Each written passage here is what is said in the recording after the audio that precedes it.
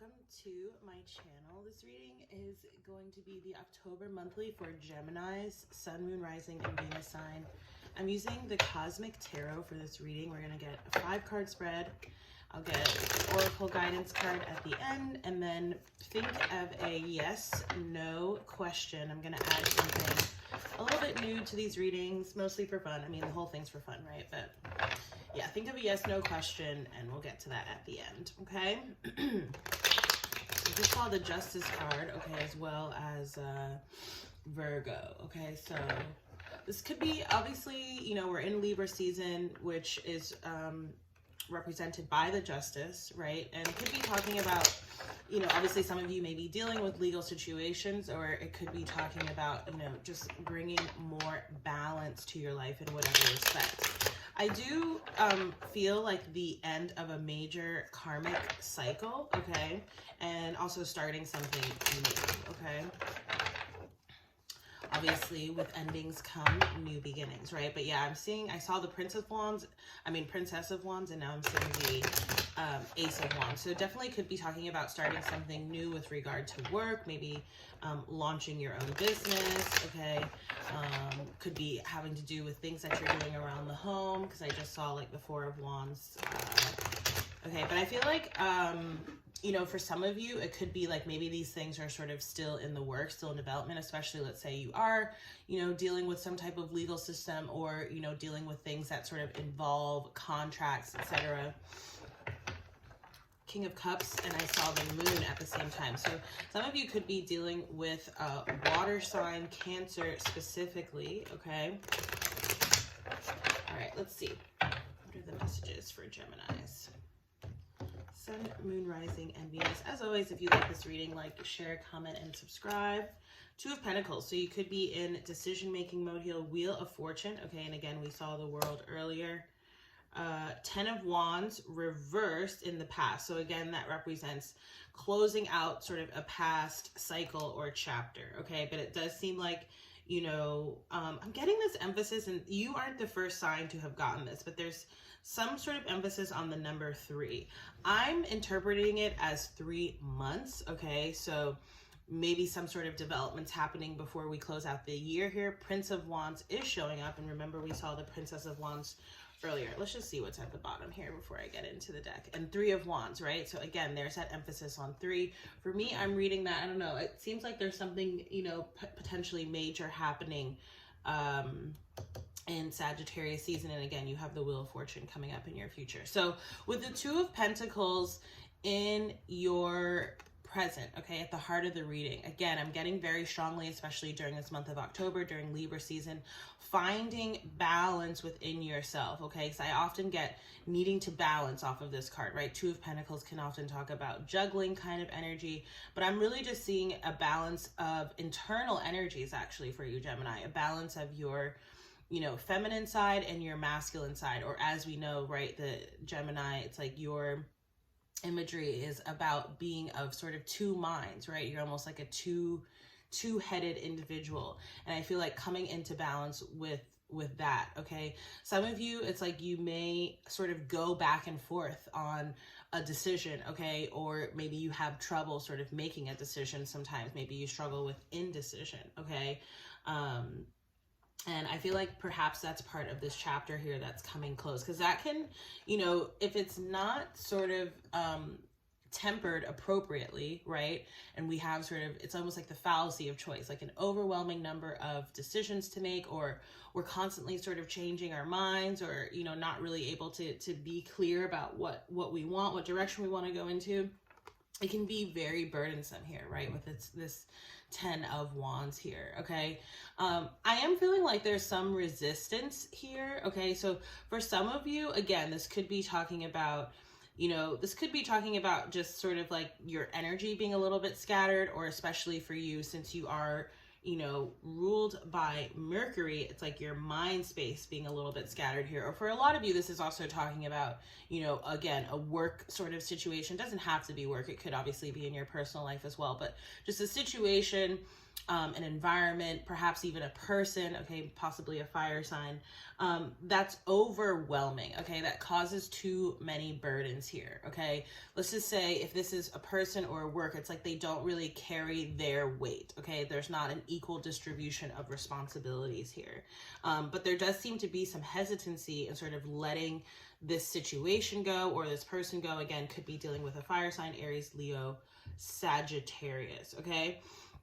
The guidance that you have, okay, is to really go within, to get get the bigger picture, okay? And this was, I feel like this came up in Capricorn's reading, okay? So if you're dealing with a Capricorn or you have that energy in your chart, you may want to go check out that reading. Again, I'm getting an emphasis on the number 3, but I'm really seeing like really, you know, maybe while things are sort of playing out over the next few months, really focus on finding again that really internal sense of balance, of peace, of calm. Some of you, this may be talking about developing a regular sort of meditation habit, okay? Or I'm also seeing yoga here for some of you as well, okay? Crowning you, you have victory. You have the 6 of Pentacles, okay? So again, I feel like this is really about, so it could be 2 things, okay? Let's say it's not explicitly like a new, you know, business venture or starting a new sort of position or job. I do feel like you may be sort of implementing changes, okay? Maybe making sure that the work is sort of more evenly distributed, okay? Or for some of you, it's like you are, in fact, going to be starting something new here, okay? And it's like it's going to not only support you, right, but it's also, it's like you're shedding yourself again of this sort of being overburdened kind of energy, right? So you're going to be a lot more, I just get this feeling of feeling like a lot freer, a lot lighter, a lot more positive and optimistic, whereas this sort of feels very burdensome and sort of like downtrodden, okay? But again, that's in the past, so let's leave it there. And then, yeah, you have in your future the Wheel of Fortune. Which is interesting. Those of you subscribed to my newsletter, this is the card that came up, or it's on my blog actually as well. So you can go to my website and just click on the latest blog post. But this is the energy that came up for the month of December. And so again, there's something to me about, you know, events sort of playing out over the next few months and potentially some major developments happening in December or during Sagittarius season. All right. Okay, let's get your Oracle guidance card. We're using messages from your animal spirit guides.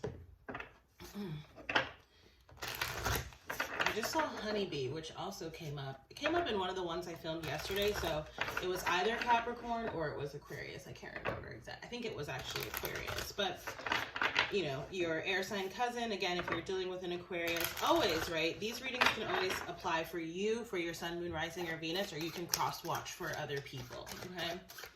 If you know their sign and placement. Spirit, what are the messages for Gemini? So you got Taurus. Ooh, I knew it. You are too fragmented. 10 of Wands. Your energy is scattered. So do whatever it takes to get grounded, which is the Hangman here, okay? Let's read for this card. Tortoise. Slow and steady wins the race. I just heard that, right? 9 of Pentacles energy. Go slow.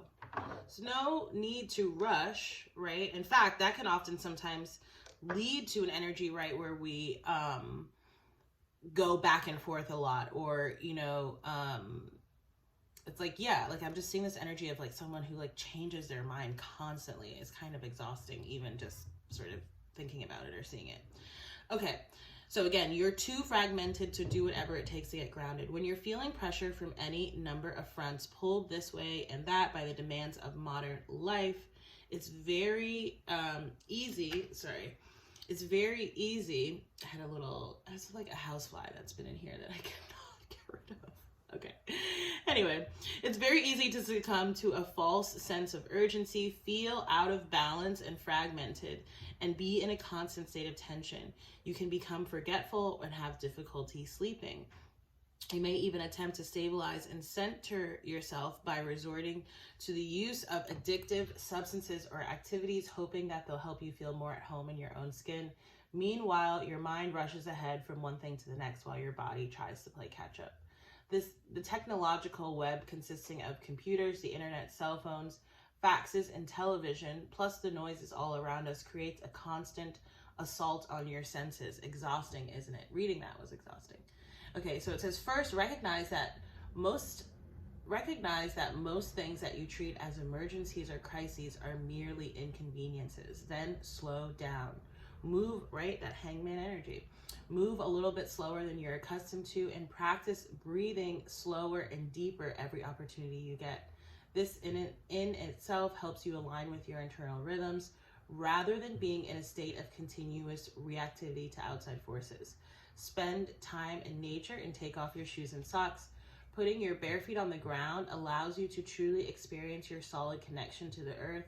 When you do, notice a difference in how you feel and see if your mind isn't at least a little bit calmer. It may be challenging at times to do any of this, but it can be done. It just takes your clear intention and willingness. Oh, I was about to sneeze there for a second. Okay. All right, so yeah, the guidance is very clear for you here, Geminis, all right? Get grounded, okay? Get centered, get grounded, calm, okay?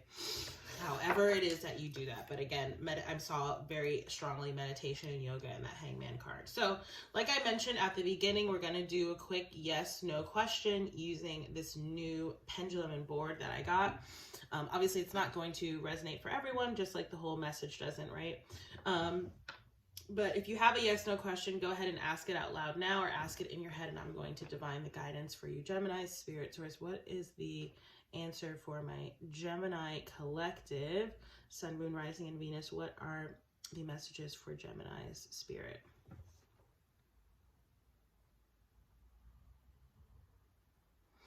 Okay, so the answer for you, Gems, is yes. Okay, I hope you were like asked about, do I need more rest? Do I need to meditate? Absolutely, yes. Okay, so again, Geminis, if this reading resonates, please like, share, comment, and subscribe. Thank you to all subscribers and also everyone who donates as well. Donations are super appreciated, and donation methods are listed down below as well. If you'd like to book a personal reading with me, you can do so through my website. You can also subscribe to my newsletter, or like I said, look up the blog there. In either case, or in any case rather, thanks so much for watching, and I look forward to seeing you on the next reading. Take care. Bye.